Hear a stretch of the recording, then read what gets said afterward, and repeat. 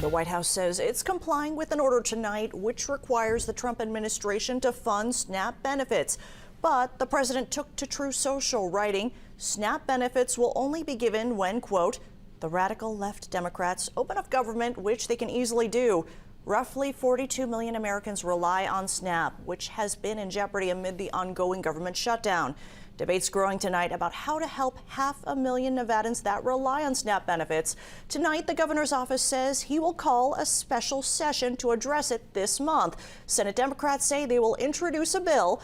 The treasurer speaks to Fox 5 and explains what can be done with the bill and why he and the governor are at odds tonight.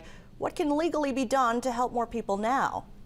Doing everything we can to maximize the services so that each individual has the opportunity to feed their families. Governor Joe Lombardo speaking Monday at 3 Square about his efforts to divert funding to food banks to fill the lack of SNAP benefits for 500,000 Nevadans. Monday, Fox 5 learned the governor will address the issue in a special session this month. It's up to the governor to set the agenda. Tuesday, Senate Democrats releasing a statement. The caucus would introduce legislation to fund an alternative Nevada Emergency Nutrition Assistance Program. Treasurer Zach Conine explains what a bill could do. That would require us to create a SNAP-like program at the state level. Now, that's going to take some programming time. That's going to take legislative work. There's a number of different pieces to do that. What we have called for, the first thing we called for, was the sending of emergency aid to Nevadans. The governor and the treasurer are at odds over what they argue is legally possible now. We are in constant communication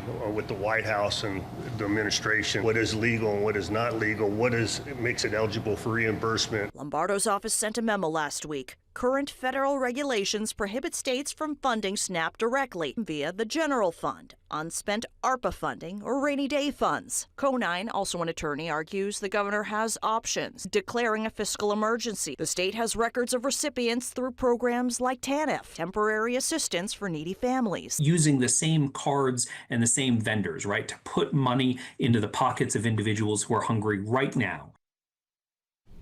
And a spokesperson with the governor's office says there are, quote, regulatory consideration for what Conine proposes with TANF. The governor is still in discussion with Democrats on their proposed bill for the special session. For more on the issue and the debate, head to the story on our website, fox5vegas.com.